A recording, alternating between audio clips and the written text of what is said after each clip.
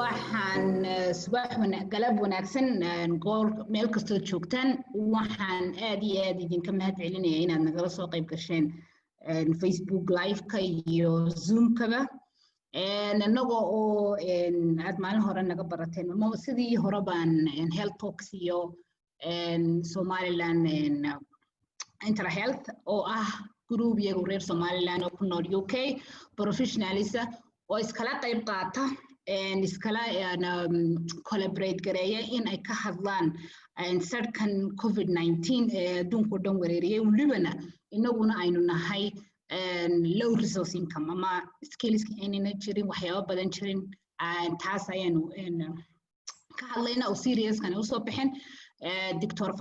Faraxo iyadu lahayd initiative-ka aadka u muhiimkan ah oo bilowday iyo asxaabta kaleba professionalka oo idinku soo dhaweynaya health talks na waxay u taagantay qor kasta inaan ka hadalno whatever is health poverty iyo wax kasta oo ka jiraya inequality iyo everything so maanta waxa laga hadlayaa oo aynu aad ugu muhiimnahay maxaa la yiraahdaa wax ka soo baxay corona maxaa la yiraahdaa serious-kii hore ama tutorial-kii hore oo ahaa in ay dadku dalbadeen sideeba anesthesia loo sameeyaa sideeba qofka markuu aqalka joogo u sameeysanaya maxaa la yiraahdaa physiotherapy anoo lafta marka iyo microbiology so waxyaabo badan oo maalintii hore dadku soo dalbadeen dadkii ka qayb aynu ahayn maxaa la yiraahdaa ka soo qayb galay tutorial-kii hore bishii hore ayaynu maanta dib u eegi doonaa aad baad ugu soo dhawaanaysaan maanta waxaan la joogaa horta aad baan ugu faraxsanahay because I'm a feminist and again I have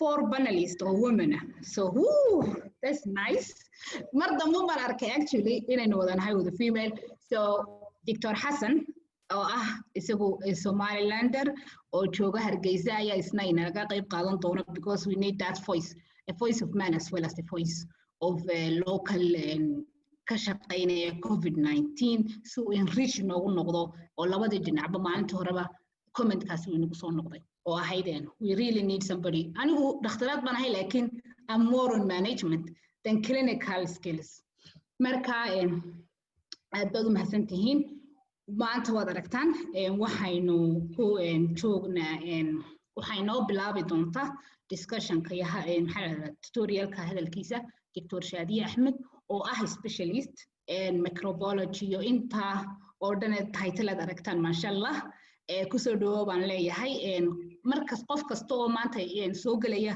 tutorial-kana goonidiisa ayaan u introduce gareyn doonaa maalinta hore gabigin mar kale aan wada maray laakiin imika everybody I will just introduce while they are going to speak so welcome Dr. Shadiya and waxaad haysataa like 8 to 10 minutes and then I will stop.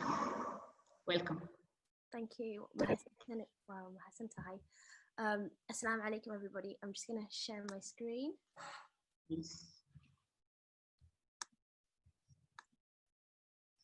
So jazakallah khair for that introduction. Magacaygu waxa weyn Shadiya Ahmed and waxaan ka shaqeeyaa qaybta microbiology in the UK and in the UK microbiology school wuxuu sameynayaa waxaan caawinaa dhakhtariinka ka shaqeynaya wardarka iyo GPs-ka sidii how to manage, prevent and diagnose infections. Inta badan waxaan ka shaqeynaa antimicrobial stewardship and diagnostic laboratory-gana waan ka shaqeynaa.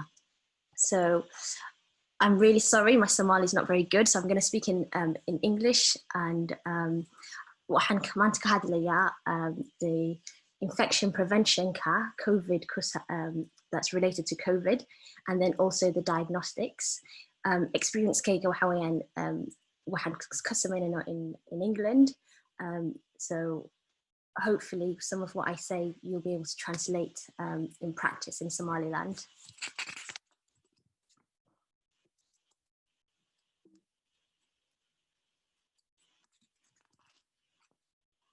So this diagram shows the routes of transmission of any infection of the respiratory system.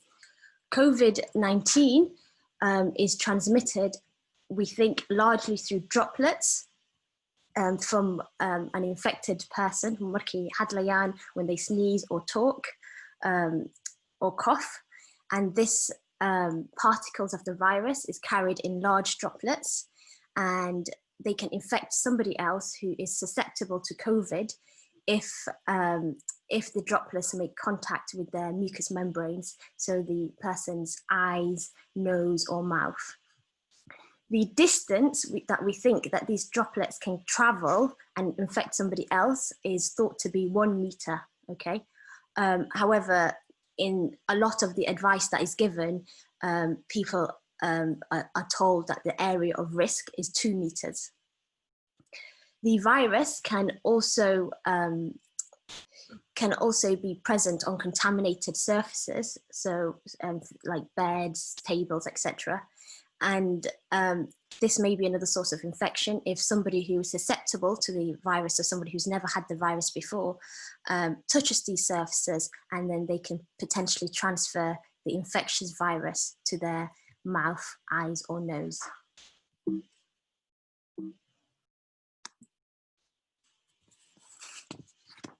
In order to control the spread of COVID-19, we need to understand how long a person is infectious for, and therefore how long they are able to transmit the infection, the virus. So the length of time is really uncertain, and we're learning more and more about the virus all the time. From international data, it's suggested that after about 7 days in people who have mild illness, that the infectivity is reduced by a great deal. So it's unlikely that somebody will pass on the infection after 7 days. The risk of transmission increases with the closeness and the length of time that you are in contact with somebody. And therefore, a lot of the transmission has been seen in people who are in close quarters. So people who are household contacts and people who work together closely, for example, in healthcare settings. Patients with COVID-19 have also found to have very high viral loads early in the disease. So you're more likely to transmit infection at this time. And studies have shown that the viral load peaks around day 4 and between day 4 and 6. So that's probably the time where you're probably most infectious. The period of infectivity is also dependent on how severe your illness is. So people who have more severe disease are more likely to be able to transmit the virus for longer. So viral shedding is the time in which you are shedding the virus. This is used as a marker of infectivity and can be used to determine infection control practices, because it helps us determine how long people should be isolated for. So again, the people who have severe disease are probably more likely to be shedding virus for longer. So therefore they would probably have to have longer periods of isolation compared to people who have mild disease. And that is why the public health messages are generally different for people who are at home and for people who are are in the hospital. The COVID-19 SARS-CoV-2 virus has been also found in stool. So there's also potential that there is fecal oral transmission as well, although this is not well understood yet. So things that can make you shed the virus for longer, as I said, severe illness, but also if the patient is immunosuppressed, if it's someone who is requiring invasive mechanical ventilation, if they're needing steroids, if they're of male sex or older, or they have hypertension. As you can see, all of these markers are generally markers of severe infection. So essentially, if you have severe illness, you will shed the virus for longer.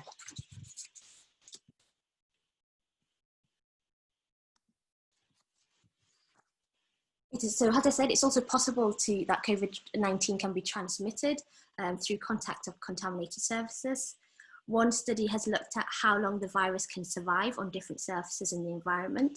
And it found that the virus is more stable on plastic and steel and can survive up to 3 days compared to things like surfaces like copper or cardboard, which the virus survives for shorter periods of time. This study also found that when you generated aerosols using machinery, that the virus was still alive in the air 3 hours after that had happened. However, this doesn't reflect when the same condition as when somebody coughs. So it's a bit of an artificial environment. And so far, there have been no reports of somebody transmitting, somebody getting COVID through airborne transmission. There's also reports that when somebody has COVID-19, there's lots of environmental contamination in the area that they're cared for. And we have found that the most contaminated areas were places like the ICU, caring for people who had COVID-19, and other wards where they cared for people with COVID-19, such as the obstetric isolation wards and the general isolation wards for COVID-19.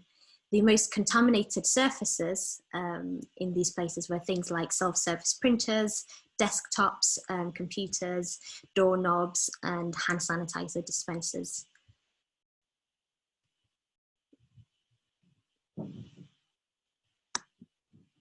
So, as I've said, although we've managed to detect virus RNA from all of these places, it doesn't necessarily indicate that the virus that we are detecting is still alive and still able to infect. So that's an important point to try and remember. Where there is aerosol generating procedures, so AGPs, the risk of transmission is higher. There's poor consensus on what constitutes as an aerosol generating procedure, but this is a general list that is agreed upon generally. So things like resuscitation, manual ventilation, non-invasive ventilation, all of these procedures are likely to generate aerosols and likely to increase the risk of transmission. So the infection control practices that are practiced in areas where these things happen are different to standard wards where things like this won't necessarily be happening.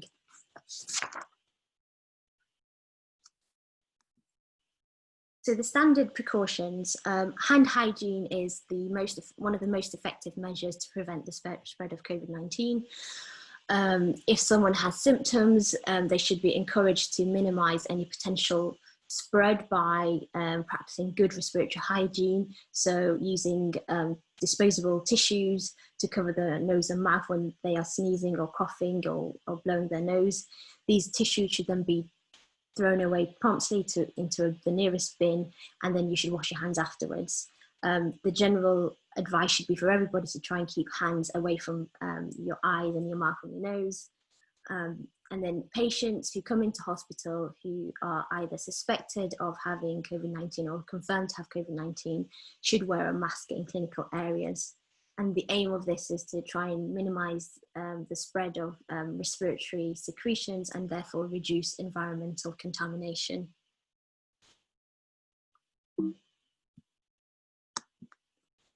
So where should patients with COVID-19 be cared for?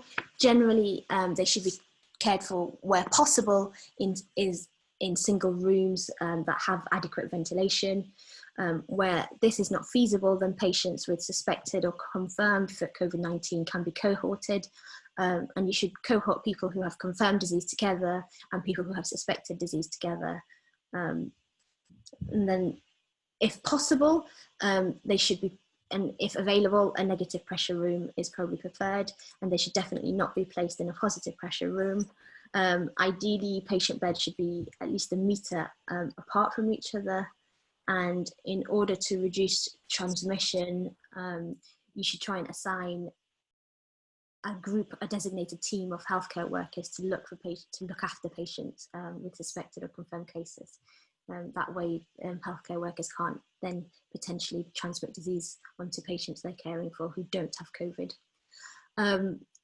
It should be there should be regular cleaning and decontamination of both the environment and any equipment that is used. And then when it comes to PPE, in England, Public Health England have said that in standard wards, which look after patients who are suspected of having COVID-19 or who have confirmed COVID-19, what you should wear is some disposable gloves, an apron, and then a fluid-resistant surgical mask and eye and face protection. And in areas where there is a higher risk, so places like the emergency department or ICUs, then staff are advised to wear gloves, a full-sleeved gown that is fluid repellent, a apron on top of that usually, and then a filtering face piece mask, so an FFP3 ideally, and iron face protection as well again. All staff should be trained in the appropriate doffing and disposal of all PPE. And if possible, new PPE is generally needed when care is given to a different patient. However, because we're in the pandemic situation, resources are limited, so sessional use of things like face masks and the long sleeve gowns are advised. With regards to the filtering face piece masks, there are a few categories of different masks. So the filtering face piece 3 masks are probably the ones that offer the highest level of protection, but where these aren't available, then you can use an FFP2 mask or an N95 respirator. So when do you stop the isolation precautions? There are different methods, approaches into how to decide when you can sort of de-escalate your infection control measures. Generally, there is either the test-based method or the non-test-based method. Here in England, the Public Health England advised that we go for a sort of a non-test-based method. So patients who are positive for COVID-19 should be isolated for 14 days since their first positive test. So these are hospital patients, by the way. And after 14 days, the infection prevention and control isolation policies can be stopped if they have clinical improvement, if they don't have a fever for 48 hours, and they don't have any underlying immunosuppression. Because as I said earlier, patients who are immunosuppressed are more likely to continue to shed the virus.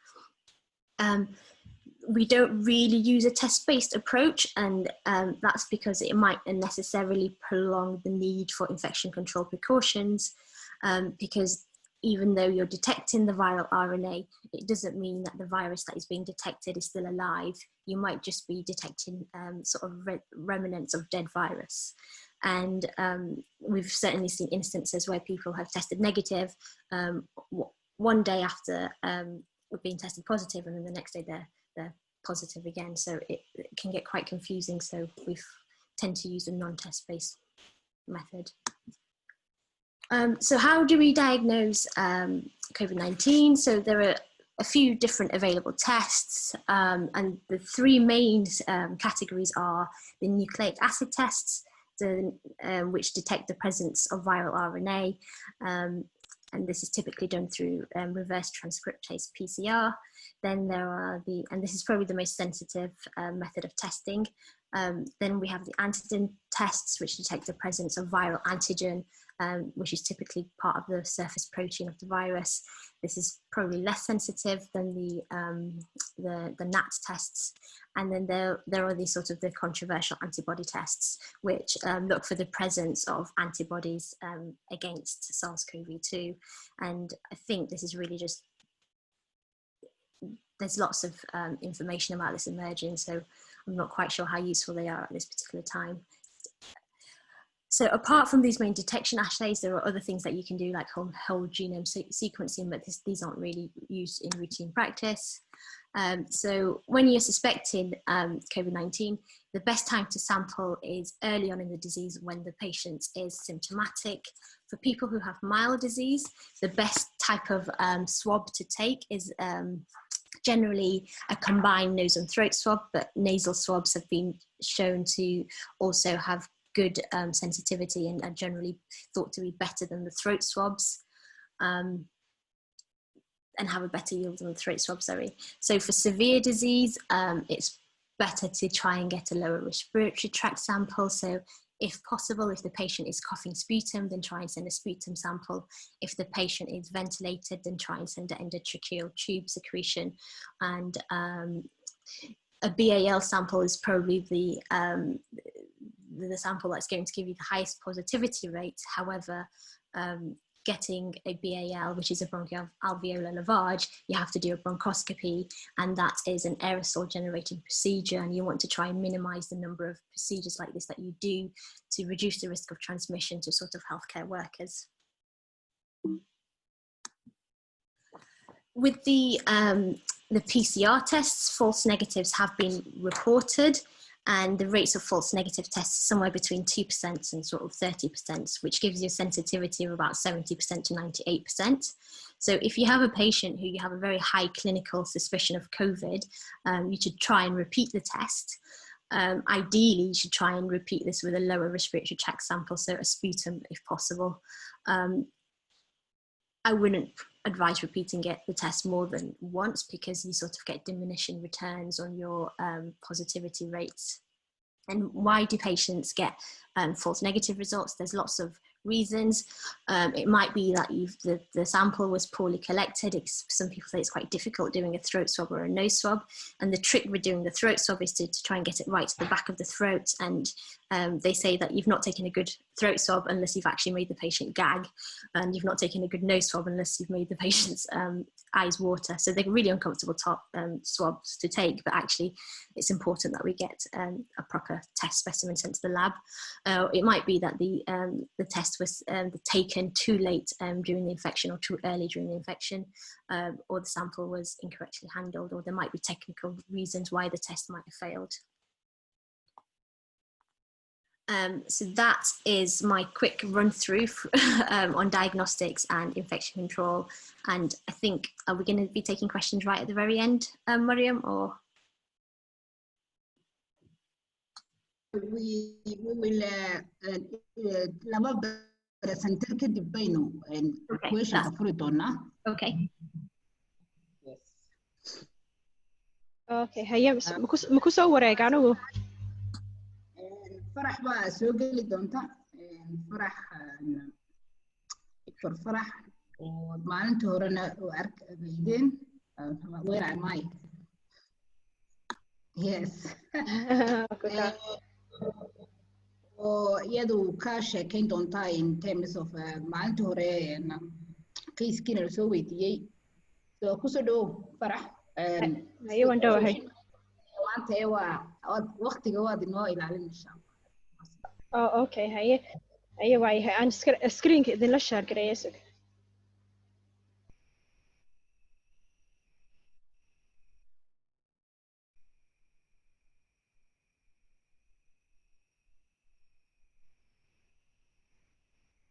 Okay, ma maqlaysaan? Soo raasma ku maqlina Dr. Sara. Haye assalaamu calaykum, aad baad u mahadsantihiin inaad maanta nala soo qayb gasheen tutorialkan. Dadkii 20 June nala soo qayb galayna aad bay mahadsan yihiin. Su'aaladiinii iyo comments aad ka bixiseen. Marka maantana waxaan idinla wadaagi lahaa cilmi baadhiska ka socda dawooyinka COVID-19. Kolay waad maqasheen dawooyin fara badan baa inaka suuqiga kusoo kordhay. Marka kolay dad badan baa raba inay ka ogaadaan may shaqeeyaan, lacagtoodu waa maxay, ma wax macquulo wadankii loogu talan karayaa. Marka su'aaladaasaan raba inaan maanta si yaro kooban uga jawaabo. Marka kolay waad maqasheen cilmi baadhiska ka socda jaamacadda Oxford ee la yiraahdo Recovery Trial. Marka adigu maalin horena markaan health talks aan tutorial u sameeyay recovery trialka waan u taabtay. Marka shanta dawooyin hoos ku qoran ka HIV-ga, dexamethasone, dawada kaneecada, antibiotic la yiraahdo azithromycin, iyo mid anti-inflammatory oo kale isaguna hoos ku qoran.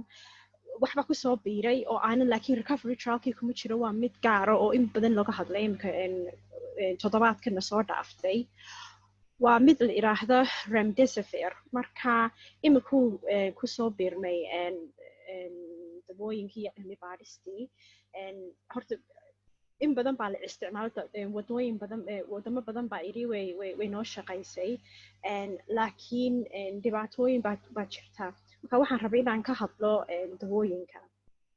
Remdesivir waa wuxuu leeyahay antiviral activity buu leeyahay marka wuxuu joojiyaa virusta siduu u shaqaynayo iyo siduu attachmentka ku samaynayo ACE receptorka marka saasuu u shaqeeyaa dexamethasone waa dawo kaloo isaguna ku jiray viruska la yiraahdo recovery trialka hore aad u ogtihiin isaguna waa anti-inflammatory weeyaan marka isaguna halkan cytokine stormka ayuu joojiyaa marka bararka iyo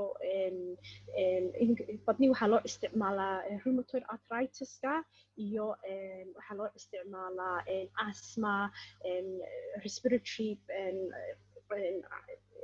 problems kaasoo kale inta badan dexamethasone lagu yaqaanaa laakiin imikana waxaa la rabaa ina laga hadlo hadduu COVID-19 wax ka qaban karo marka remdesivirku inkasta uu cusub yahay wuxuu shaqadii uu qabto waan ka hadli doona laakiin waa qaali weeyaan waa 1900 oo gini marka waana qaali waynu ka hadli doonaana hadduu wuxuu waxqabkiisa laakiin dexamethasone baa jaban aad bayna lagu isticmaala isagoo IV iyo isagoo tablets marka dad badan baa isoo weydiiyey imisay kala yihiin maxay noo sheegaan marka priceski waa kuwa marka waad arkaysaan firqad weyn baa u kala dhexaysaa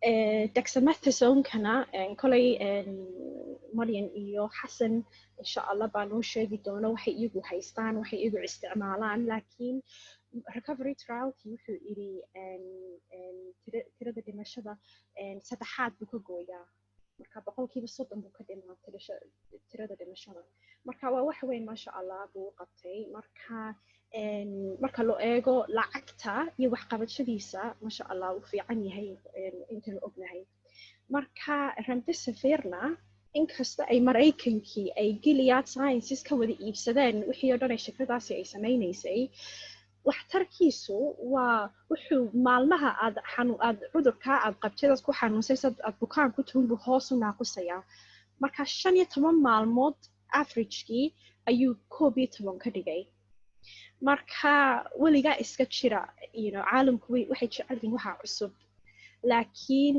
waa in la ogaado waxtarkiisuna waa maxay qiimihiisuna waa maxay marka dexamethasone-ka anu in badan baa la isoo dexamethasone-ku waa dawo wanaagsan weeyaan marka waa dawana history iyo taariikh leh waynu garanaynaa siduu u shaqeeyo wax midmadow inkasta side effect way jiraan oo macaanka for example dadka macaanka qaba waa ina blood sugarkooda la tinjaabiyo hadaa la siinayo laakiin kolay takhaatiirtu way garanayaan siduu u shaqeeyo side effectskiisa laakiin remdesivir waa qaali imika laakiin maybe inuu soo jabo laakiin imika macquul maaha marka dexamethasone-ku already waxaan yidhi saddexaad buu ka jaraa tirada dhimashada waana kuwa aad u xanuunsanaya bukaanka hospitaalada jiifa weeyaan marka dad baa igu iri ma isticmaali karnaa haddaanan uu hospitaal u baahnayn muka sii hortagi karaa COVID-19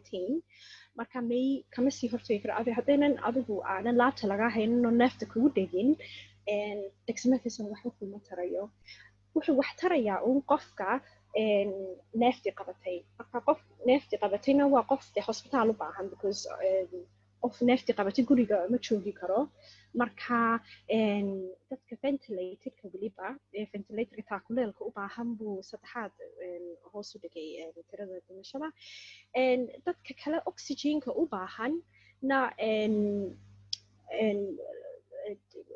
1/5 buu hoos u dhigay marka 20% ayuu hoos uga dhigay iyagana dhimashadooda marka waa ka dexamethasone marka recovery talk ingiriisku ka socdaa laakiin just waxa rabaa inaan idin yaro taabto side effectska ku qoran dexamethasone waa hypoglycemia kor buu kiciyaa macaanka marka side effectkaas weeyaan marka dawadii kanaacadana waxaan rabay inaan idinla yar wadaago warkii waxa kusoo kordhay waxaa la arkay dawadan kanaacada markasta uu Donald Trump uu amaani jiray waxaaba la iriba hala joojiyo gebigiisiba recovery childkii waaba laga saarayba bendow waxaa la iri joojiya dadkii la siiyeyna waa dad kale lama siinin marka because waxaa lagu arkay I think 2,000 qof ayaa ay kusoo beegantay recovery trialka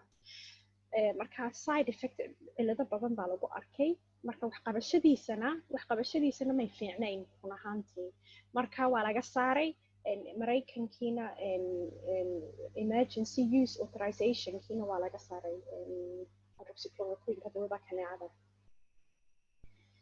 marka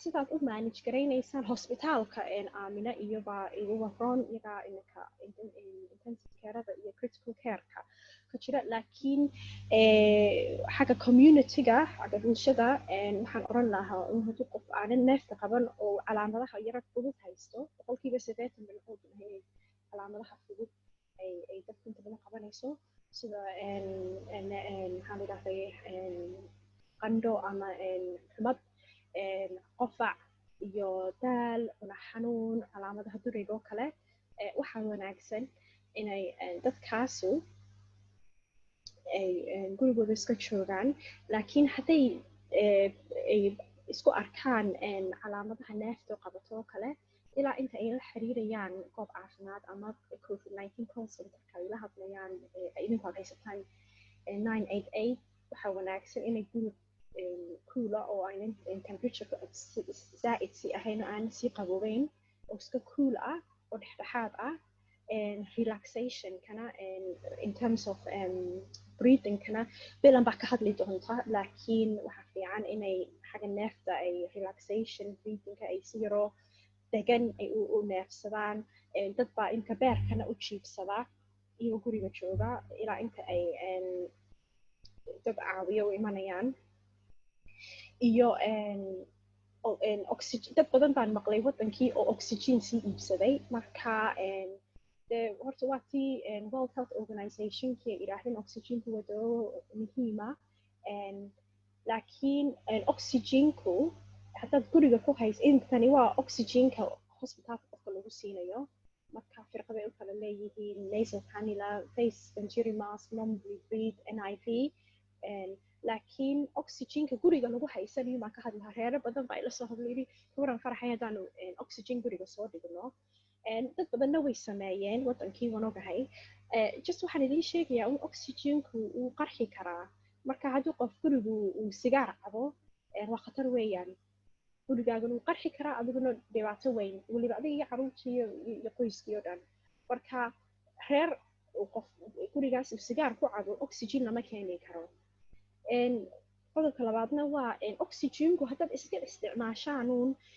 problem bay keeni kartaa marka because oxygenku dhiiga ku jira hadduu kor usii kaco maskaxdu wax u dhimi karaa iyo xubnaha marka weligaa dhakhtarka loo sheegaa because waa ina la eego haddaad problem leedahay marka oxygenka wuxuu u wanaagsan yahay inta badan marka hospitaalka dadka lagu siiyo saasaan idinla talan lahaa laakiin horta dad emergency ku jirtid wuu wanaagsan yahay laakiin qof horta reer sigaar cabo gurigood ma keeni karaan marka oxygenkana waxa jaban maaha marka waana qaali dhibaatana wuu leeyahay marka saa u ogaada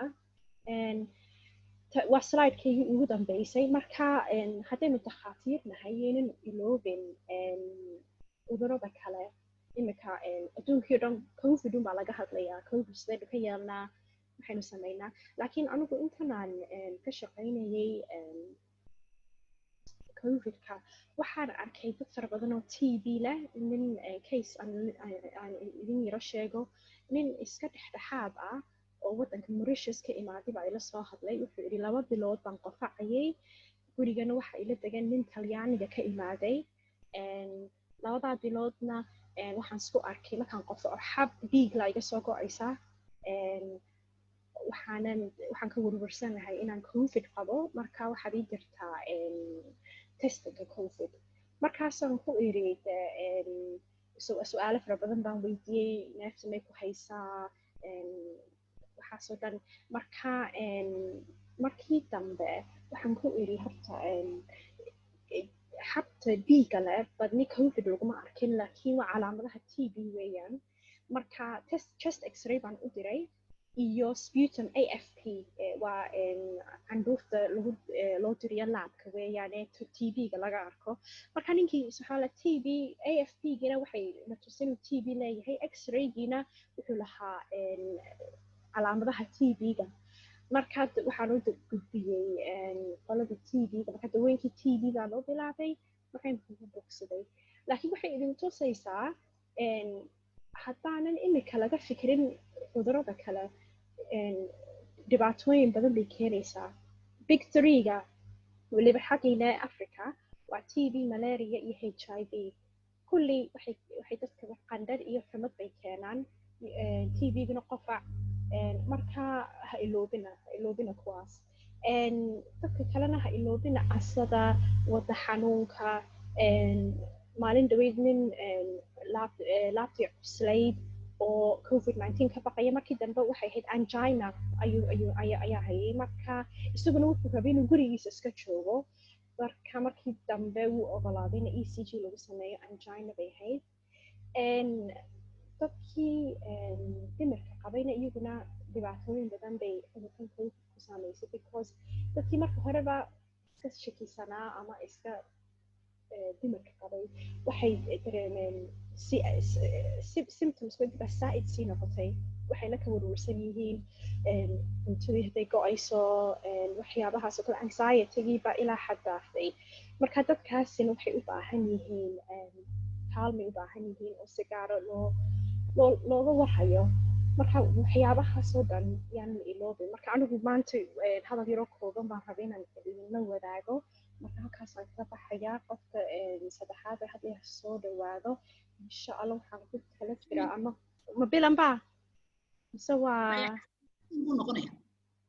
xasan haye waaye xasan soo dhawe waaye haye halkaasaan ka baxay anigu aad baad u mahadsan tahay waxaan doonayaa in yar oo samariya inaan labadiina ka yar sameeyo intaan xasan soo dhaweynin oo maxaa la yiraahdaa maxay ka hadashay Dr. Shadia oo sida sambalka loo qaado slide-ka waa idinla share garayn doonaa waana waxyaabaha ugu muhiimsan ee in lagu dhaqaaqo tahay markuu qofku symptoms-ka iska arko wacyigelin weeyaan barnaamijkeenan waxa weeyaan waxbarasho dadkii waxbaynu baraynaa oo tutorial baynu iyo health workers-ka ha yimaadaan plus qof kasta oonan ahayn maxaa la yidhaahdaa aanan ahayn shaqaalaha caafimaadka inay ogaadaan if you have a symptoms you have to test yourself saa dadkii u ilaaliso marwe iyo aaminana way uga jawaabeen inaan soo weydiiyo yidhi bal ka warama Somaliland situation-keeda qofkii laga qaaday swabkii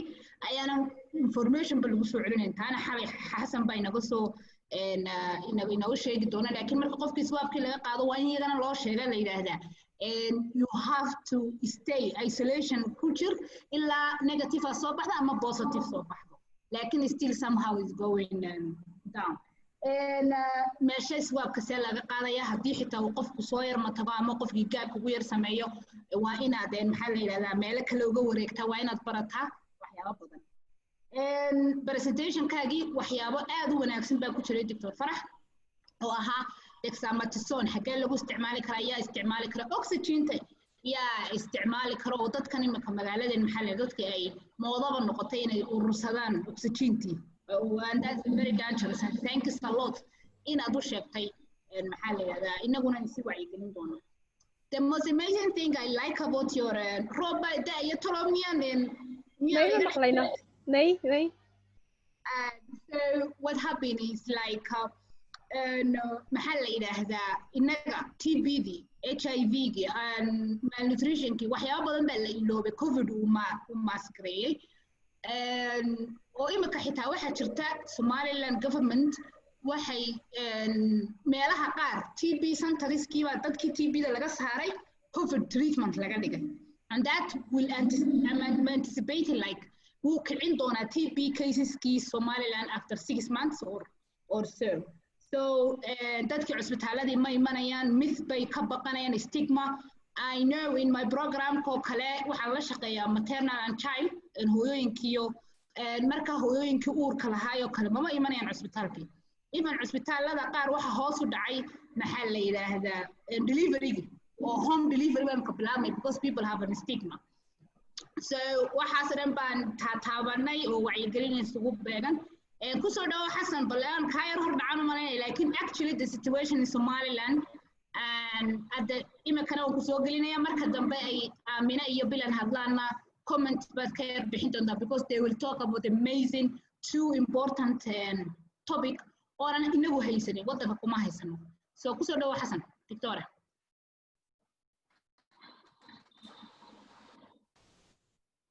السلام عليكم ورحمة الله.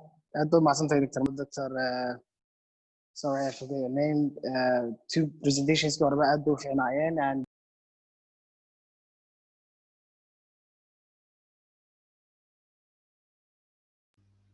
walaal Xasan kuma maqlayno walaal mute baad ku jirtaa. Okay. Hadda ma maqlaysaan? Good. Aad baa mahadsantahay. And thank you so much for your beautiful presentations. It was wax fruitful ahaayeen oo wax badan ka baranaynay.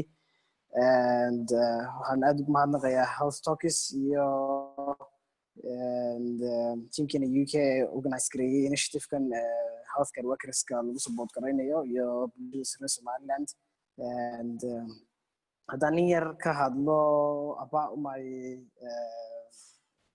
cidda aniga magacayga waa Dr. Xasan Ali Daawud waxaan ahay hadda ku jira internship year Hargeysa Group Hospital waxaan sidoo kale la shaqeynayay COVID-19 case management teamkan ka la mid ahaa waxaan ka shaqeeyaa GP ku shaqeeyaa hospital mal private clinic lana European Pharmacy and Clinic waxaan organize gareeyay institutions caafimaad oo ay ka mid yihiin Youth for Health iyo sidoo kale mobile medical team Somaliland oo dhan meelaha remote areas-ka ka sameeya free mobile clinics and sidoo kale waxaan advocate u ahay maternal health-ka iyo global surgery sidii Somaliland safe surgery uga dhici lahaa marka institution kale waxaa sameynay la yiraahdo institution Somaliland oo qalimada wadanka kor u qaada and aad ugu faraxsanahay inaan panelkan ka mid noqdo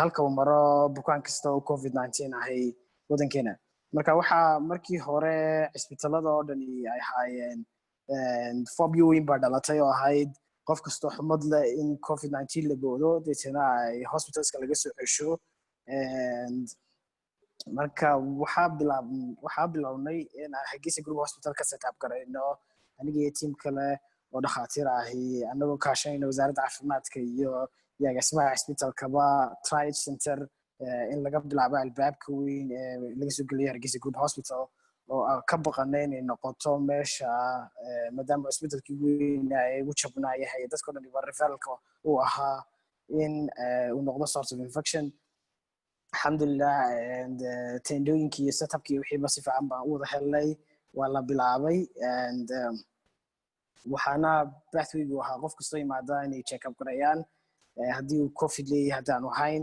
haddii uu symptomskii buuxiyo like kuwa commonka fever sida difficulty of breathing uu haysto and cough uu haysto waxay sameynayeen automatically waxay geenayeen meesha testingka deetana waxay dadka u sheegayeen halkaas ay orientation iyo counseling ku sameynayeen waxyaabaha kale medicalkana lagaga sii saarayay other medical courseska kale resultskana dadka maalmihii hore dhan waxa dhacaysay in uu bato loadku fara badan yahay because waxaan haysanay hal PCR oo keliya oo manualka ay kaga shaqeynayeen teamka labku oo moohayn automatic moohayn laakiin gacanta ay ku bedbedelayeen all of the samples and ku sameynayeen marka waxay sameyn jireen gobol walbana saas leg baa looga soo dirayay inuu dad highly suspicious ah saambiladooda marka waxay sameynayeen inay kala prioritize gareeyaan caseska dadka iska socda iyo dadka waxaan ku dhahdaa severely ill already hospitalka la admit gareeyay kuwaas baa prioritized ka ahaa ka kale marka waxay keentay in testiga la sugo even more than days ama week wax ka badan oo qofku sugi karo and alhamdulillah now to PCR kala waa yimiday xoyaala waxa la geeyay gobolada bariga la geeyay I think inuu Burco lagu set up gareeyay now I'm not sure laakiin waxa la sheegay bari loo qaaday marka isagana saddexda gobol ee bariga uu u shaqeyn doono PCR kaasi marka workloadkii labkii iyo waxa soo hoos bay u dhigaa Hargeysa Group Hospital laga dhex sameeyay isolation area dadka severely ilka ahi la sii jiifiyo inta PCR ku soo noqonayo kuwa kale aan severely ilka hayna dib ayaa u noqonayeen and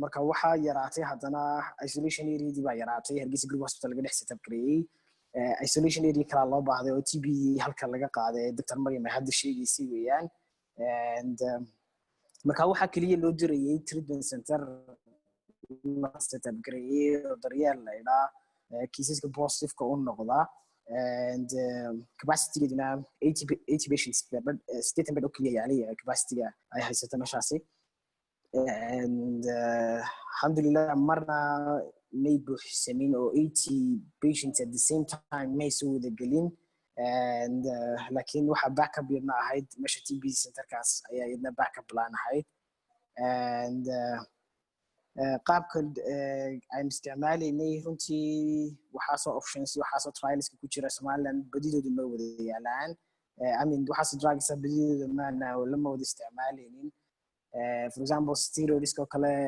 caseska qaar bay isticmaalayeen laakiin ma ahayn wax cid walba loo siinayay waxay u treat gareynayeen kolba stage-ka qofku xaaladiisa ku jiro if it's COVID-19 pneumonia and the patient has got fever still cough sameynaya we are managing as a pneumonia so antibiotics augmenting azithromycin waxyaabahaas siinayay some cases we're going to ARDS oo kale and marka maanan waxa meesha yaala oo ka shaqeynayay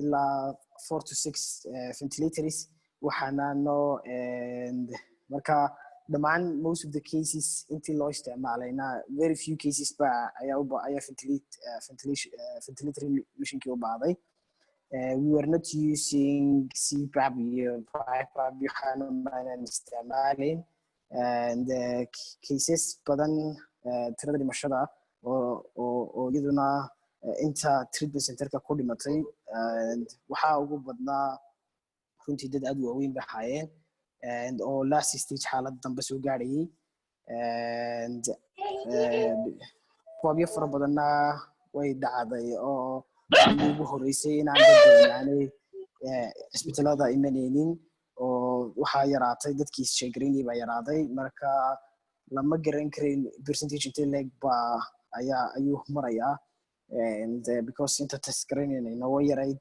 because of our capacity inta soo doonaysayna way yarayd waxa slideska ku dhex jiray presentationkii koowaad goobta la discharge gareynayo kale marka waxa laga discharge gareynayay and waxa laga discharge gareynayay and meesha centerka covid waxa laga discharge gareynayay qofku marka uu halka 48 hours ka we're saying 72 hours haduu qofku ahaa asymptomatic aanu lahayn wax symptoms at the same time guidelines ka qaar waxay sheegayeen in laba jeer la PCR ka laga qaadayo so hadii 2 tests is negative PCR qofku haysto plus and marka anagu waxa isticmaalayay 72 hours maadaama uu PCR ka laga yahay only one time dambe ayaan check gareynay so it was not like 2 times saasa guideline-kana ku qorneyd and so intaasan ayaa rabaa inay la share gareeyo hadii wax su'aalaha jiraan waan ku soo noqon doonaa mahadsanidin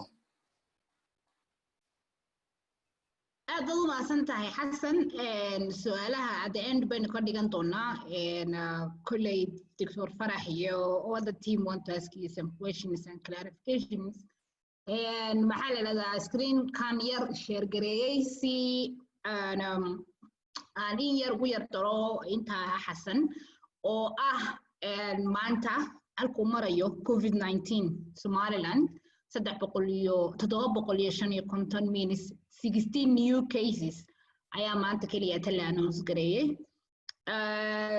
Still waxaynu haysanaa over 500 cases active. Ta kale jirta Somaliland waxa weeyaan in health workers ay aad u indhaha u kala qaadaan oo ay tahay maxaa la yiraahdaa in la lift gareeyay all the restrictions in Somaliland. يعني wax dawladda laga bilaabo 1 July waxay yiraahdeen dadku way isdhexgali karaan, people can move, iskuulada dib baa loo furayaa, jaamacadi yani literally everything to be normal.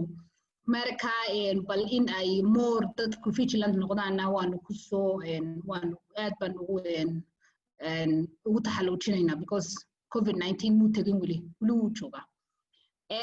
Inagoo capacity-geena aad arkaysa. Waxaan kusoo dhaweynayaa bilan waa occupational therapist.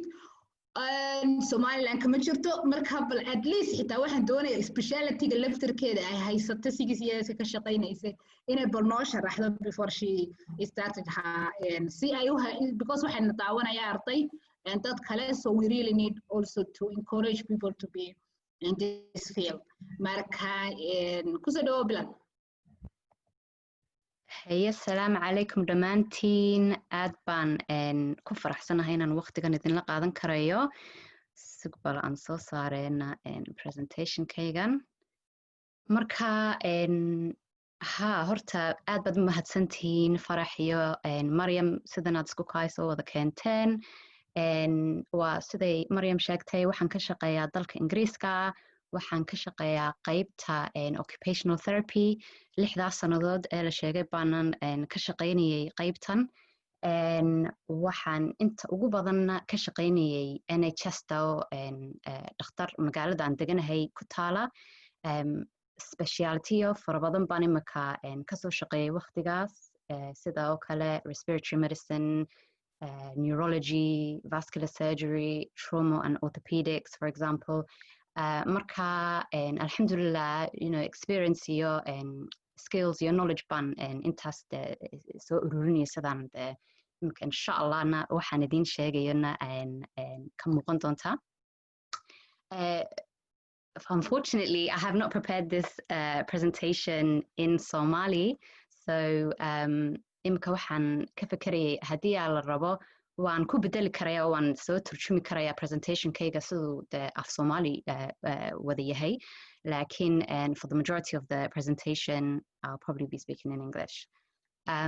So maanta waxaan idin sharaxayaa respiratory physiotherapy iyo the interventionska ka mid ah goorta loola isticmaalayo dadka COVID-19 qaba iyo sida loo rehabilitate gareeyo dadka COVID-19 qaba as well. Marka, well, at the moment, obviously the situation is continuously developing. Can you guys hear me okay? I can hear you, but I can't see your screen. Oh, can you not? Oh, I've shared it. Have I not shared it? يقرأ على النقطة. إمك ماركسان. ما أنت يقول رئيس الزوم. Marktan. Welcome to the world. Well, arki karasan samaha. Yeah, go ahead. Okay, hey, walaal. Marka waxaan oh, how do I get rid of this?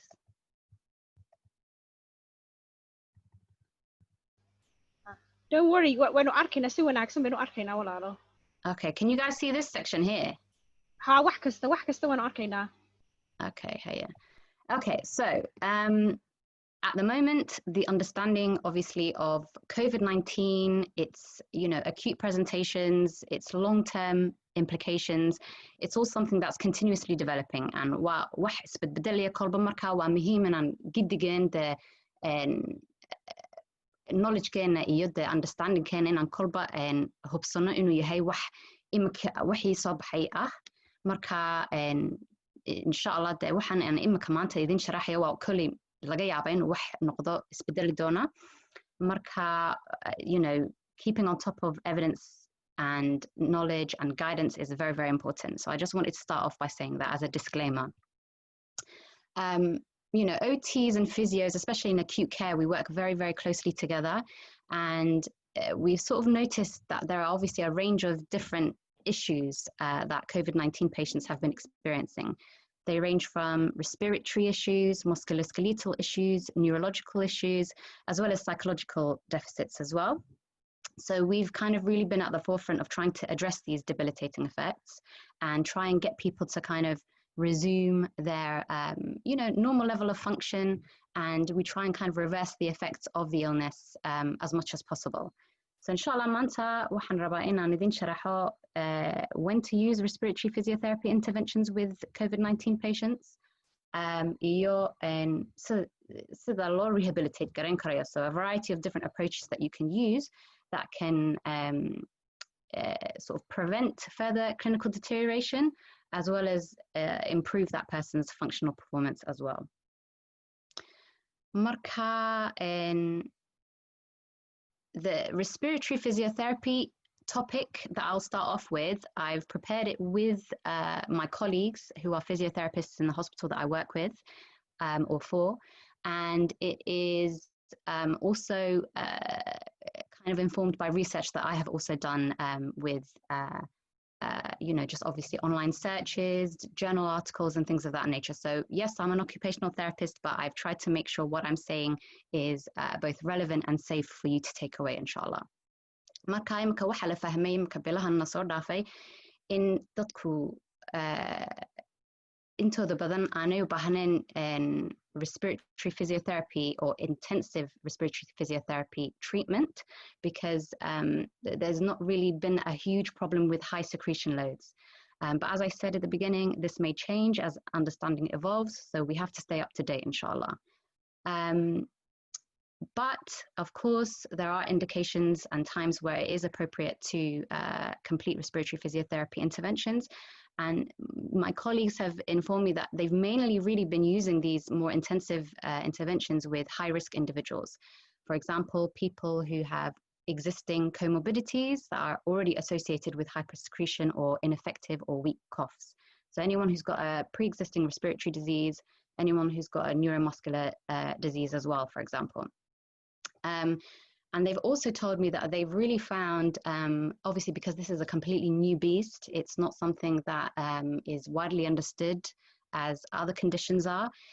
So they've had a lot of inappropriate referrals for respiratory physiotherapy. And given that this is a very viral illness, they've really been very hot on trying to make sure that referrals and face-to-face contact is necessary because it's, you know, a case where we're all trying to reduce the risk of transmission. So they were really keen for anyone who is going to, you know, try and carry out any respiratory physiotherapy interventions to really make sure that it's clinically appropriate to carry out. So inshallah, I'll move on to inclusion and exclusion criteria. So criteria for respiratory physiotherapy interventions includes an increase in oxygen therapy, so anyone who's on high flow oxygen that is requiring over 60%. If there's evidence of retained pulmonary secretions with difficulties in expectorating, so that's obviously really related to, you know, a weak and moist sounding cough. So if that's evident, or a very rattly chest. And of course, as mentioned, if they've already got underlying respiratory or neuromuscular comorbidity. So cystic fibrosis, bronchiectasis, or, you know, for example, someone who might have a spinal cord injury. So being really aware of those kind of eligibility criteria so that you're keeping safe, so that you're seeing that person because it's clinically indicated for you to obviously see them. And of course, by default, you're keeping other people safe by not unnecessarily exposing yourself. So criteria that means that someone's not appropriate for respiratory physiotherapy interventions includes a diagnosis of COVID-19 with a dry, unproductive cough, which is obviously a hallmark feature, someone who's just suffering from a fever. Believe it or not, some people have had just fever as a referral basis for respiratory physiotherapy. And also, if there are no changes in their chest X-ray, there is no real indication for respiratory chest physio. Also, if that person is on a low level of O2. So if they're having anything less than 5 liters per minute and they are, you know, saturating above 90%, they don't really need respiratory physiotherapy. Obviously, anyone who's already able to cough and has a strong cough and can clear their own secretions independently, they don't need it either. Obviously, anyone who's severely unwell and has hypoxemia or requiring intubation, they're not appropriate. And also anyone who needs suction support. So they've apparently been getting a lot of referrals for people who need suction support. Doctors, nurses can also suction. It's not necessarily something that means that person needs respiratory physiotherapy. So moving on to actual interventions. Now, the simplest and most straightforward way to support patients with their chest and optimizing their pulmonary function is to just get them up and mobilizing, get them out of bed, or if they can't get out of bed just yet, sit them up. It's the natural, easiest way to, as I said, optimize their pulmonary function. And they're unlikely to develop secondary issues like pressure sores. You know, they won't aspirate if they're spending, obviously, well, they might still aspirate, but it will reduce their risk of aspiration.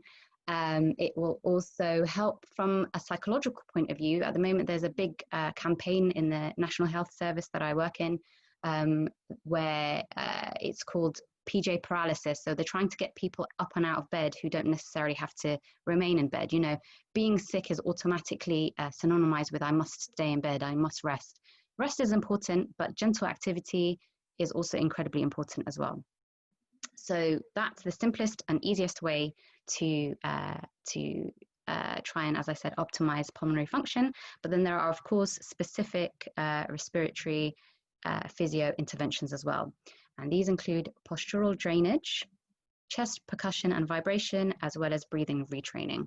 Now, I today, as an OT who is speaking to you all via webinar, I'm only going to speak to you about postural drainage and breathing retraining, because chest percussion and vibration is quite a practical intervention. So it's not really appropriate to do on a webinar.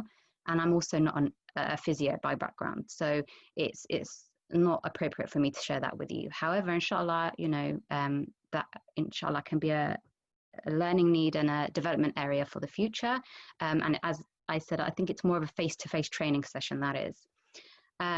So the goals in general for respiratory physio are to remove bronchial secretions, improve ventilation, and to increase the efficiency of the respiratory muscles. So I'll start off with postural drainage. So postural drainage, it uses a specific sequence of positions to allow the force of gravity to assist in the removal of bronchial secretions. So what happens is they are generally started off with positions that drain the lower lobes first and then the upper lobes afterwards. And these, you know, sequence of positions are carried out 2 to 4 times a day. My colleagues sort of highlighted that they generally start off with 2 and then they grade it up to 4 times a day. And the kind of general parameters that these should be completed under are that they should be done before meals. So, you know, I think that's a bit common sense. You know, you want to prevent experiences of, you know, nausea, vomiting, and obviously we want to reduce the risk of aspiration. And a really good time to make sure that patients have, you know, this postural drainage positioning treatment is around bedtime as well, so that patients are, you know, going to sleep with a clear chest or as clear a chest as possible so that they can have a good quality sleep, which is, of course, incredibly important for well-being, recovery, and, you know, has a wealth of other health benefits as well. So while they're sort of, you know, undergoing these positions, it's really important that obviously as comfortable as possible.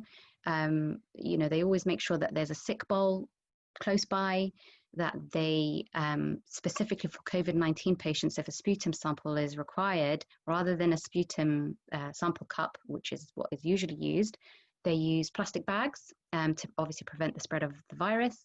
And, you know, they usually leave a good stock of paper tissues close to hand as well. And when they're in each position, they need to be in it for at least 10 to 15 minutes. and they should be instructed to breathe in slowly through the nose and then breathe out slowly through pursed lips. And I'll go on to sort of describe and have some pictures to make that a bit clearer as well. So that, you know, it just helps the airways to remain open so that secretions can drain while they're in that position. So after they've assumed that postural drainage position for about 10 to 15 minutes, after each one, they sit upright in bed. Now, sometimes that might mean they need to have assistance. So sometimes physios kind of go in as a double. So it would take two of them to try and sit that patient up in the bed. Where they're not available, so, you know, at that bedtime, you know, period of time, what they do is instruct the nursing staff to raise the back of the bed so that that patient is as in an upright position as possible. And if they can't do it themselves, they're assisted to flex their knees and their hips slightly. And while they're doing that, they're advised to inhale slowly through their nose and exhale through pursed lips several times. And this should cause the patient to cough with each exhalation. And while they're coughing, they should contract or pull in their abdomen as much as they can, which hopefully will help to kind of remove and open up the secretions so that they can bring them up and spit them out. Or if they can't do that independently, there can be suction support started. So here we have the yanker, so they use that as well. With regards to breathing retraining, it consists of a variety of different exercises and breathing practices that are designed to achieve more efficient and controlled ventilation, and generally to, you know, help decrease the work of breathing. And they do this by promoting maximal alveolar inflation, muscle relaxation, relieving anxiety, eliminating ineffective uncoordinated patterns of respiratory muscle activity, and slowing the respiratory rate. So there's a variety of different benefits there, and it also isn't a specific physiotherapy intervention. It can be prescribed by doctors. We prescribe it sometimes. Clinical psychologists. It's quite a, you know, global intervention. And the general principles are, as mentioned, you're breathing slowly and rhythmically to exhale and empty the lungs completely or as much as possible, inhaling through the nose to filter out or humidify and warm the air before it enters the lungs. And if breathlessness is an issue with a patient, breathing more slowly or encouraging them to breathe in more slowly by increasing the exhale time is also advised. And the main breathing exercises that are prescribed are diaphragmatic breathing and pursed lip breathing as well. So I've got sort of infographics here that sort of describe exactly what needs to be done on each or with each type of breathing.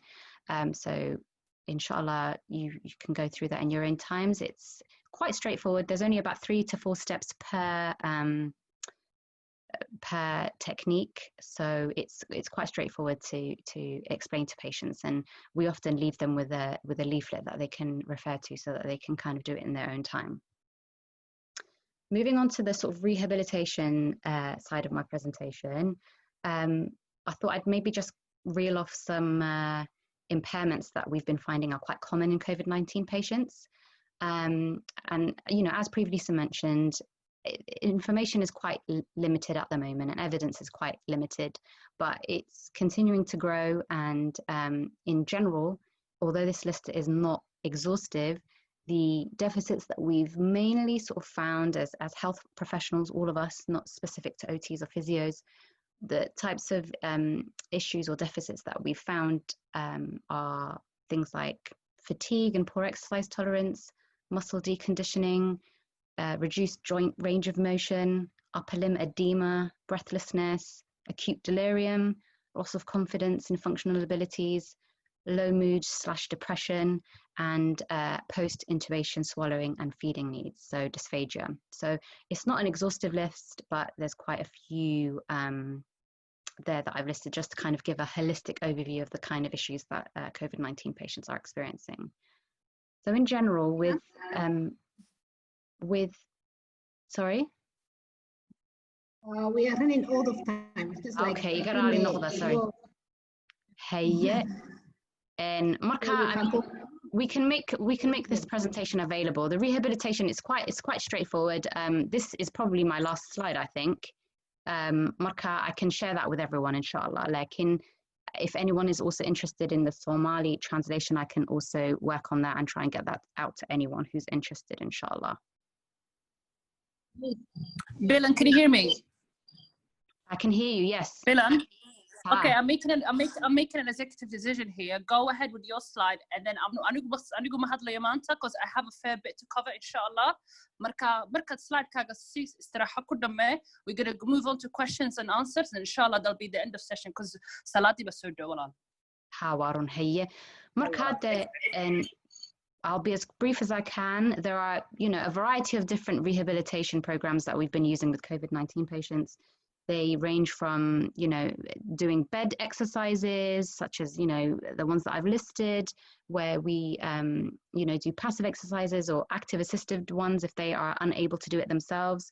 We leave them with a prescription that they can do in their own time if they can do it themselves. We, as I said, try and get patients out of bed whenever it's clinically appropriate. We, get them up and mobilizing and doing normal everyday things like getting washed and dressed, feeding themselves, try and mirror as much of a normal routine as possible so that they're not deteriorating and deconditioning further. And inshallah, halkaasaan ku joojini doonaa. And inshallah, I will share the presentation with anybody who's interested. Marka, that is me. Yeah. And thanks a lot. And adult bahasan tahay Bilan and time kunu yara cararaya. So I think we can. There's not much questions. Badan lama soo samaynin. Lakin haddii not comfortable ku tahay, if we can do it tomorrow, it's okay.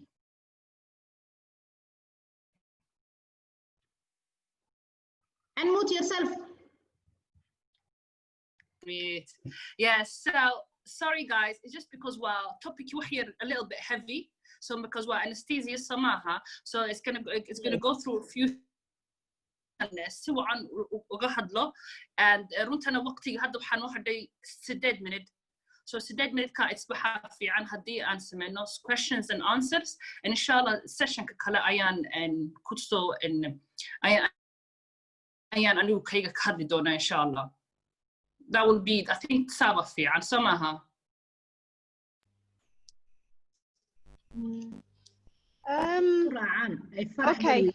Okay, hang on. So it's Facebook Live. So if anyone needs to rush off now, they can, and they can always watch this another time. I'm just conscious that we've billed it for today, and some people are looking for. I don't want to disappoint anyone. That's the only. I know. That's the other thing as well. But prayer time is prayer time. So I mean, we can. Okay, what you're saying is just to go ahead, talk, and then it's recorded anyway. Qof karaba later budawan kara samaha. That's what I think. Yeah, because it's Facebook Live, so. Yeah, it depends on Maria, because she said 6:30 sharp. Maria, maxay kula taadiga? You can go and beyond because your Facebook Live when record karayn, then we can when you share karayn doona a bit and bit. Even your section wala chari kara, then we can do it again. Okay, no worries. We'll just talk about. Well, I don't know. Yeah. Okay. Sorry, Marka. We're just gonna dadka salaad u baxaya salaadina caadi soo tukada and then just follow it all in recording inshallah daawada. And we'll just go ahead because I'm not it's not our prayer time just yet. So so what I will do, only the host can share in this meeting. Oh, I can't. Why can't I not share content? I want to share content. Yeah, I asked for you to be host. 1 minute. Let me just is there a way that I can make you a host? Hang on a minute. Yeah. Mariam, can you check on your side how? Just say. Oh, you should co-host. Yeah, you're co-host. You're co-host, so you should be able to. But it's saying only the host can share. Can you say I'm getting a weird thing? Oh, okay. I thought you were a co-host. Hang on a minute. Let me just oh, hang on. I can see you. Let me make. Where's Amina? Okay. Make host. Make co-host. You are a co-host now, Amina. Wait, okay, let me see what I can do. It should be fairly quick, inshallah. Because we are doing half a day. We are going to be talking about, so, can you see? Yeah, I'm going to take. Yeah, can I say something quickly? Okay. I'm going to take your time. Assalamu alaikum, everybody. I will be talking about the section. Okay. Yeah, it's okay. Let me just see how quick I can go. Guys, Amina. I'm an anesthetic practitioner here in London. One of the topics weeks ago,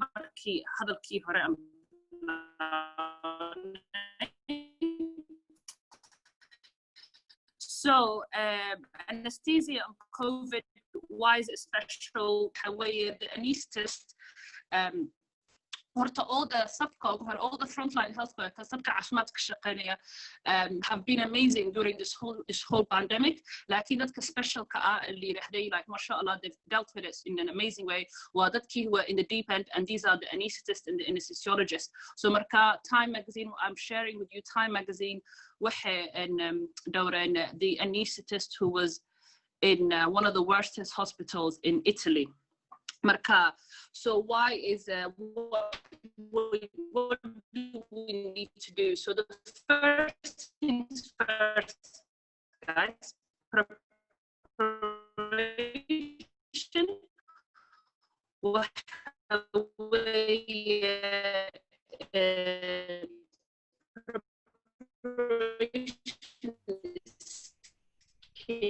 Okay.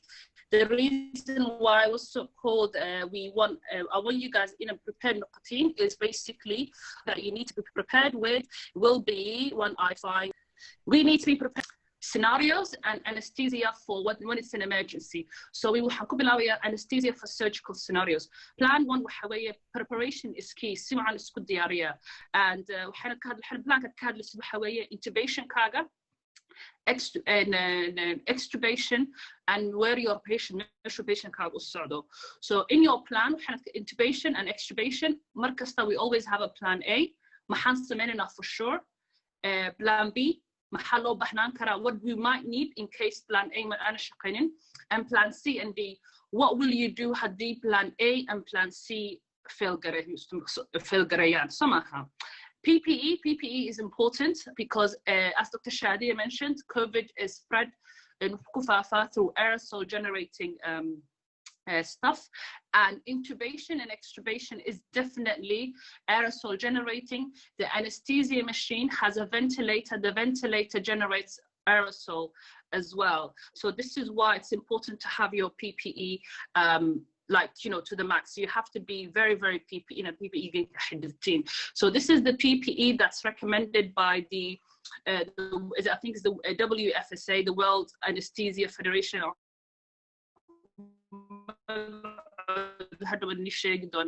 So as you can see,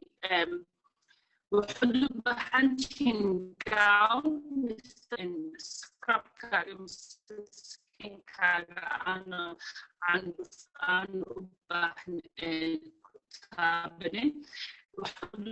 hunting face shield face shield I like face gloves. I double gloves,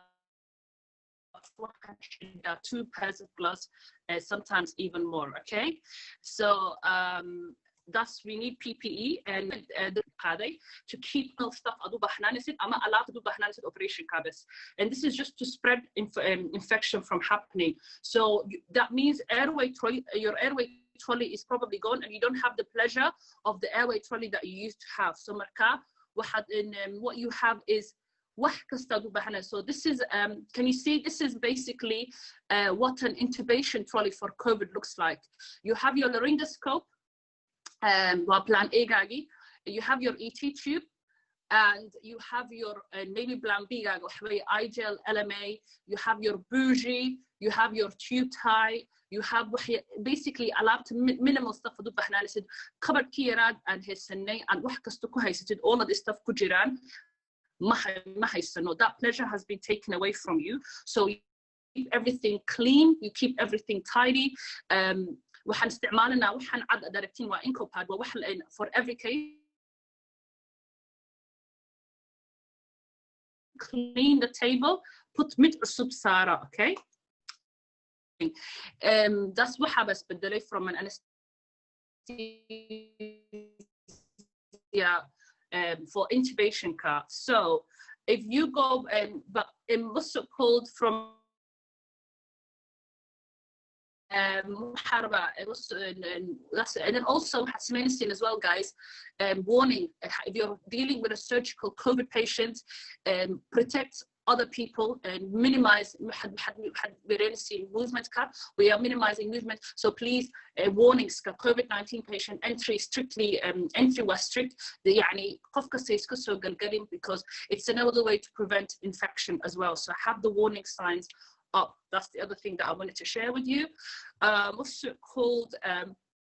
The other thing that we will be as well is intra-op is just basically during the during just what intubation extubation. So one of the things that we do this as well, so it's just another way to protect yourself.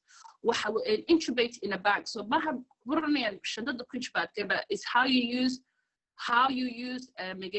shandad clear, not shandad back clear to protect yourself. So if you see you have your trolley ready, this is just basically a standard clear plastic bag. بعد قشنك lagu qaado hadad heshid mid clear so qaata, keep it in alaabtaydi waata, like that's all your you have a trolley sawirkii aan tusay before with waxaad u baahnaan sidoo dhan ku jirto. And then in this, when you say intubation, you go video laryngoscopy باستعماليان, لكن obviously maybe Somaliland ما حيسنو video laryngoscopy, direct laryngoscopy were okay as well. بعد الحكاية do patient can buy, like say if the muscle relaxation, muscle relaxing كهذا استعمال, if you haven't given it enough or it wasn't enough for the patient كقفعه and do fear, and starts traveling, this little bag contains the air droplets from traveling too far, so and it's protecting you as well. This is a cheap method as well. A method cheaper that you can use to protect yourself. So I really like this.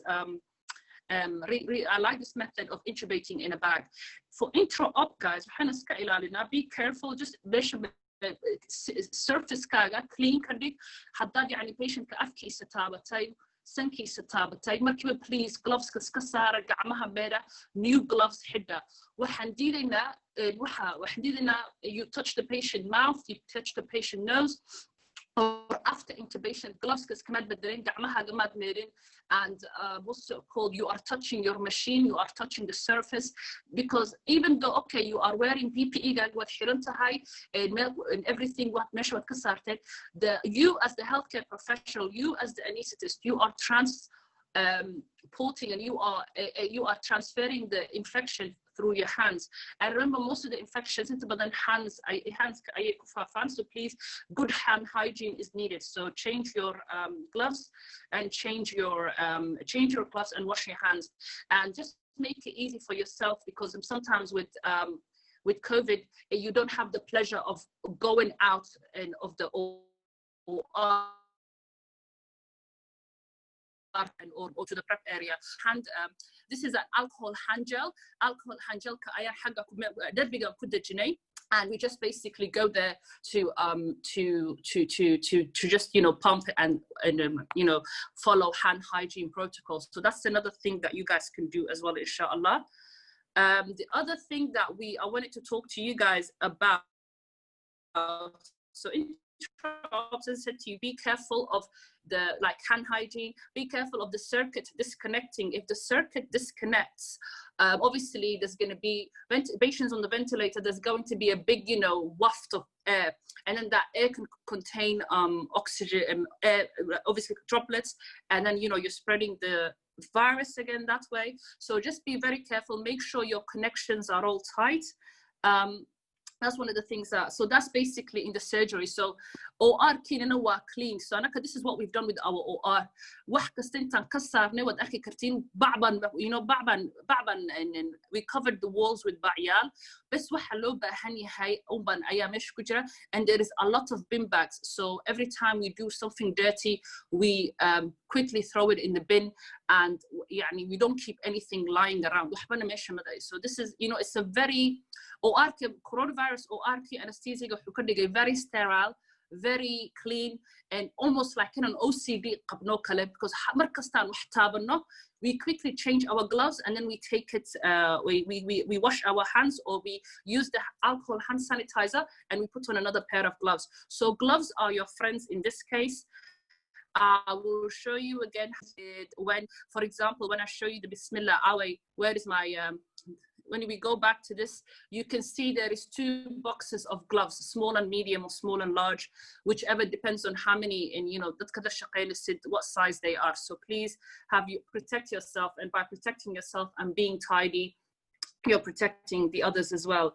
The other thing, and so the next, now we talked a little bit about intubation, talked a bit about intra-op, coronavirus other than hand hygiene and making sure your circuit does not disconnect. You're still giving the same drugs fluid key, make sure your patient is warm. Extubation again, talk very, very clear. And what's plan A? How are we extubating this patient? Normally with extubations, patient will but the problem with coronavirus is creating more aerosols. So, and aerosols is how the virus has spread. Laryngospasms, okay, and also during, air and alaptadi clear OR كاغا clear wax kasta waa la saaray, and waxa fiican inaad haysato hal qof mise 2 people that run for you, and they are also your helpers. They are your clean helpers. Hadad udu baahan tahay from outside the OR, qof adu yeeli kartid and said waxan banu baahan yahay. So you need to be very careful with the extubation, because you don't want any coughing, you don't want to cause spasms. And again, the bag helps, cut a little بعد clear car patient cut a little bit around the mouth and the nose so the tube is exposed, and have your mask ready, and have gauze. So as soon as the tube comes out, you quickly go into the face mask.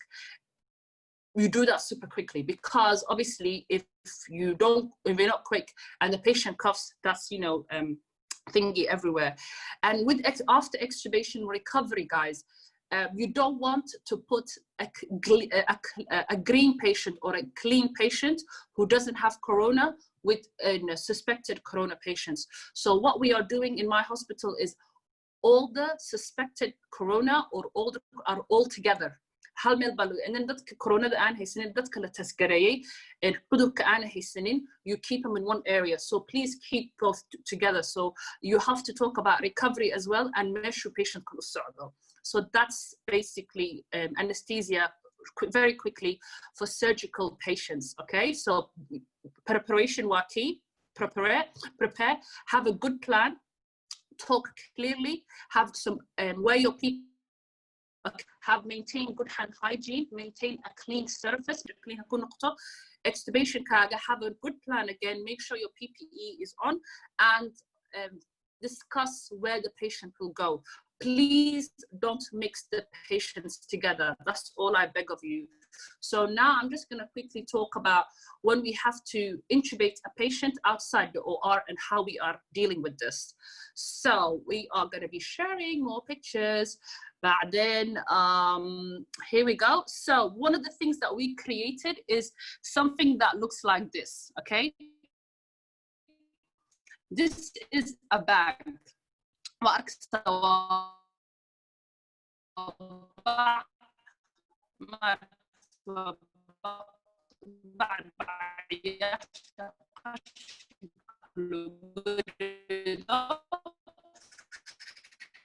but inside this bag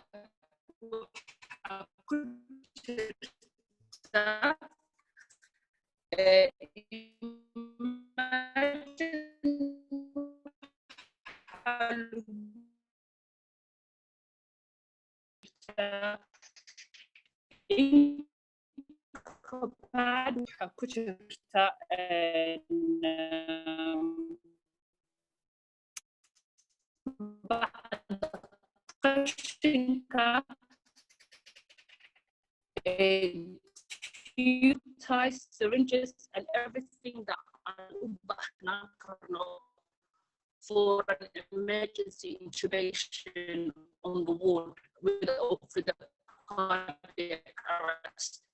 And obviously with the cardiac arrest, just like Dr. Shadi mentioned, it generates, so there's another bag that we carry that has your PPE as well, okay? So please, all the time. So that's what I wanted to, it should have your everything. So please, again, preparation, where have a good PPE. مركز like حابد وحقين نقطتي in an N95 كيجا. I use the straps and strap كاستعمالها and then arm كيجو كحرين هي تبدن and face shield na جاب كيجو جرات face shield, yeah. So if anything happens, I'm ready. So that's the thing with what's it called, with the emergency bags. So this is another one, Bismillah, where again we're talking about Salamat. I'm getting lost. Here we go. Yes, this is again. Oh, I can't share anymore. But like you had a picture of another bag, basically, where we can, you could that has your emergency stuff. So this is the only thing that I wanted to share with you guys. For now, more but if you want any more information, please the World Federation, go Google World Federation of Anesthetists or anesthesiologists. They have so many good resources for anesthesia and COVID and low-income countries like Somaliland. So, everything that they mentioned, what the Kuwait Tala, and you're not going to be in trouble. So that's all I wanted to think. Oh, sorry. The other thing with anesthesia and COVID, PPE gonna نحرم نحني لازم ما نقرأ, okay? It's you cannot talk, and normally شقدنا you realize we do a lot of lip reading.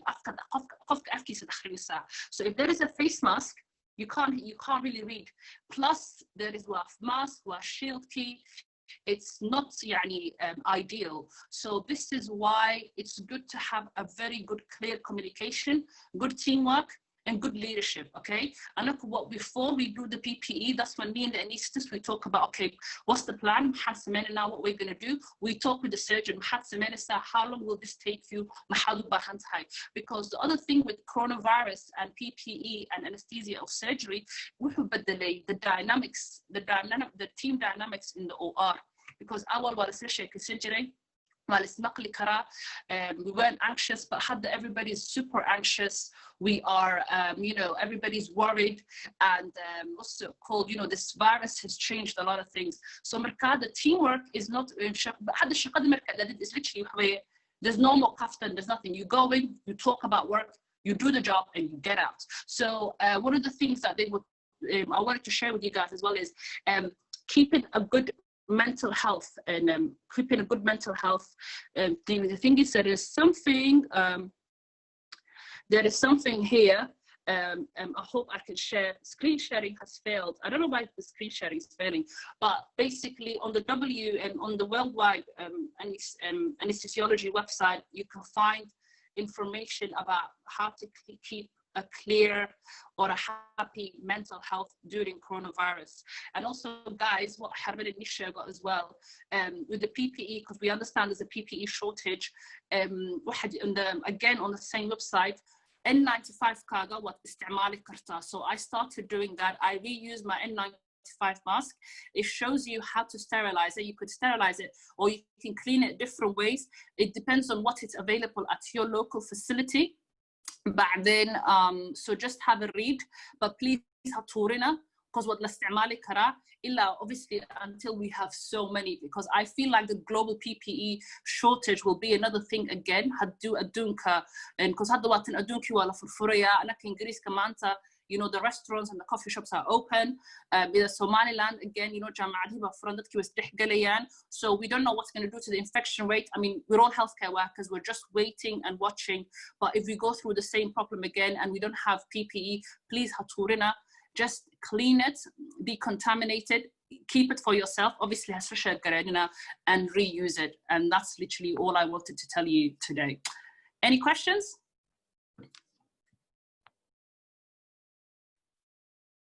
aad baad mahadsantahay Aamina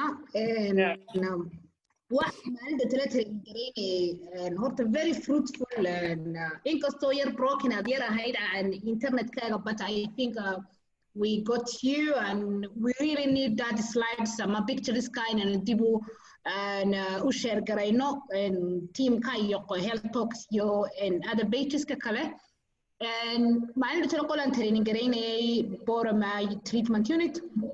Then su'aal bay weydiiyay wana marka aan tusay sida loo xidho sida loo bixiyo all of that, then they asked me hadeen u baahana ka waran maasideeba, because 8 hours baad ugu tirxidno all the overall gone and everything because you are caring for patient and shortage no jira, how you are going to the toilet, how you are yani sideebay health workers ay isku berber gareyn karaan to be in ICU. Like 8 hours.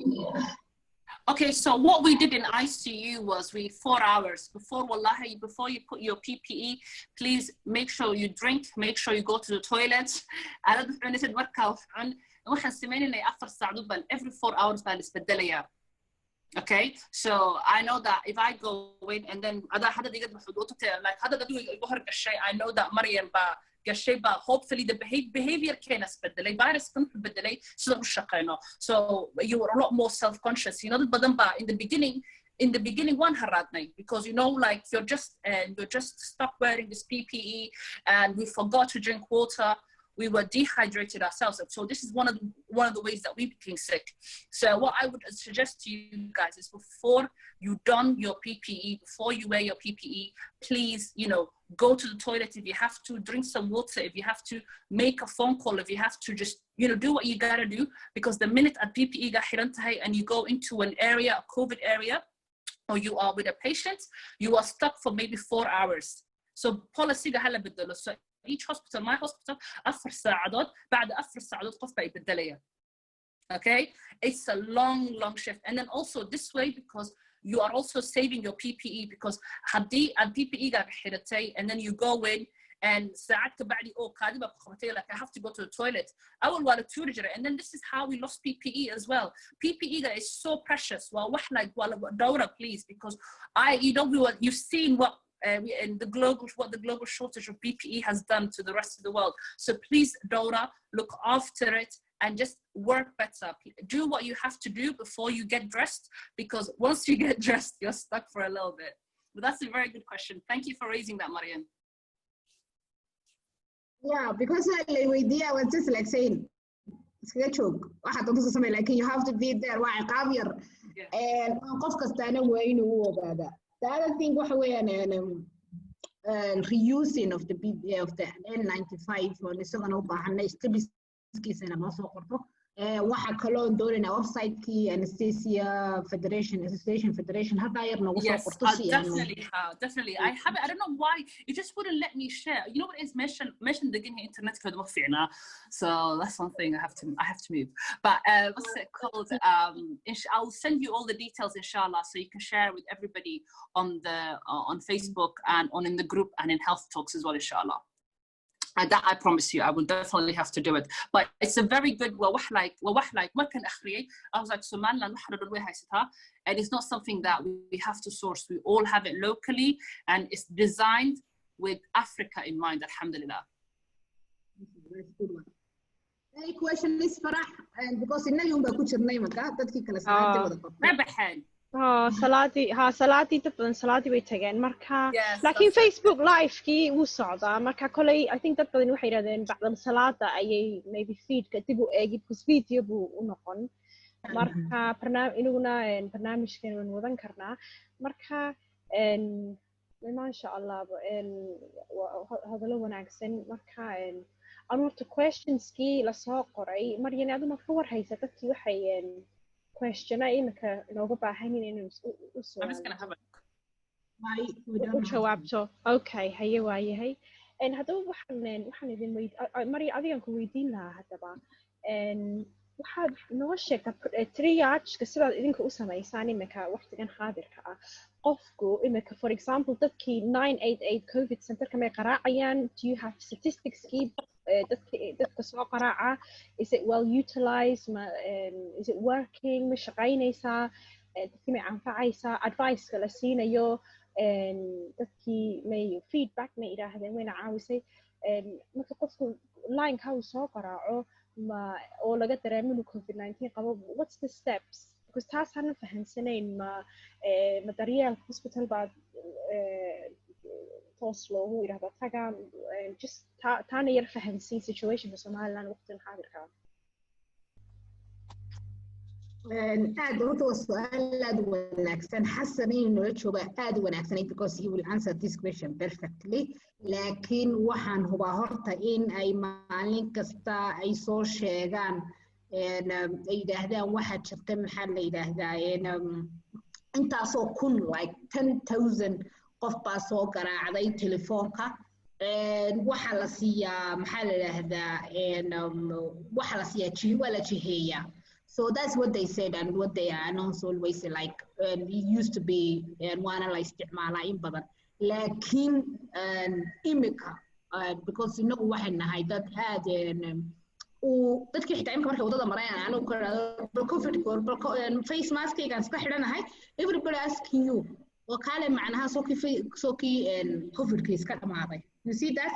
So we are always dadkii imka vigilant maaha because lockdownka baa la qaaday laakiin waxaa la sameeyaa waa la jiheeyaa qofka hadduu symptomska sameeyo waxaa la yidhaahdaa halkaa tag si uu testingkaas kaga qaado hadduu severe yahayna waxaa loo diraa maybe ambulance or waxaa la yidhahdaa meel heblaayo tag oo cisbitaalkaa tag xasan baa ka jawaabi lahaa si qurux badan because he is at the Ministry of Health laakiin only waxa weeyaan 988 beautifully wuxuu uga shaqeeyaa Hargeysa marka ay noqoto gobolada coverage badan saa uma sii laha laakiin I'm not wrong